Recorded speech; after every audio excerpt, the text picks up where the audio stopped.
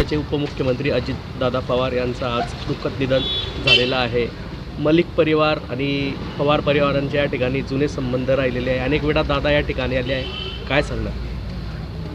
हे अतिशय दुःखदायी घटना आहे। ही पोकळी कधी ना भरून निघणारी पोकळी आहे महाराष्ट्रासाठी। आणि जे अल्पसंख्याक आहे, वंचित आहे, त्यांच्या असा समजलं जायचं की दादा कैवारी होते त्यांचे। आणि मी 2022ला दादाला एक निवेदन दिलं होतं। 7 डिसेंबर 2022ला आपला अल्पसंख्याक दिवस आपण साजरा करतो, पर अल्पसंख्याकांसाठी प्रत्येक कलेक्टर ऑफिसला टेबल नव्हता। ते दादांनी त्याची व्यवस्था केली आणि हे मला त्यांनी पत्र पाठवलं आहे की त्यांनी ते 12 डिसेंबर 2022ला प्रधान सचिवला माझा जे निवेदन होता त्यांनी तिथे वर्क केलेला होता। आणि आता आपण बघितलं असेल, कोणी असेल, अल्पसंख्याक दिवस होता तेव्हा एक मीटिंग झाली, तिथे कलेक्टर होते, हे सर्व होते। हे फक्त आणि फक्त दादामुळे झालेलं आहे।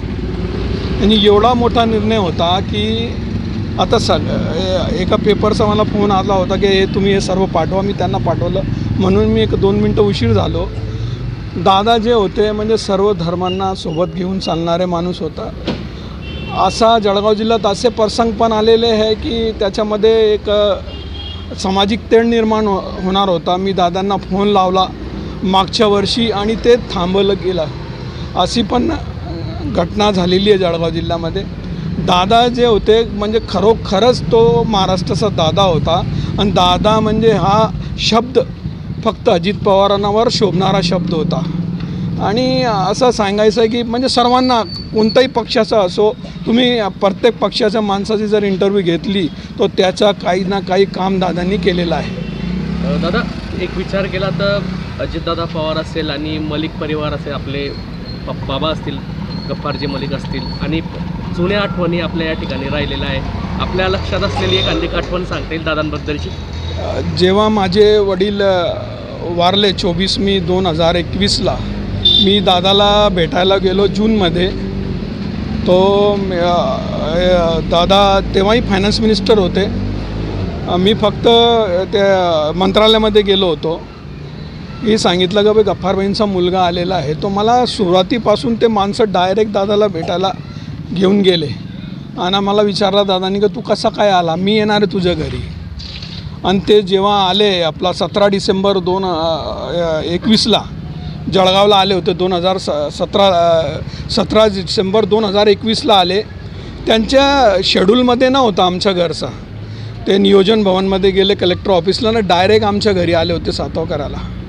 हे माझ्यासाठी एक मोठी बाब होती, कारण की महाराष्ट्राचा उपमुख्यमंत्री हे माझ्या घरी आला, हे माझ्यासाठी एक अभिमानाची गोष्ट होती।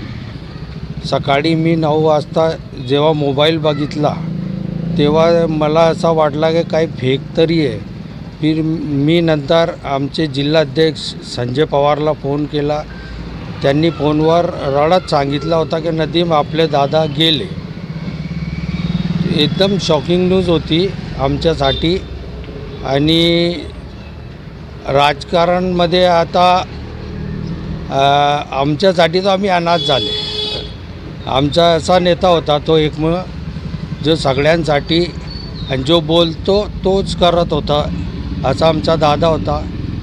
दादासाठी आम्ही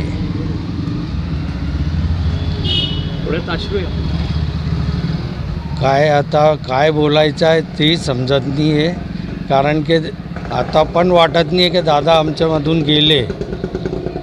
तो दादासाठी आम्ही श्रद्धांजली अर्पण करतो मलिक परिवारातर्फे आणि राष्ट्रवादीतर्फे।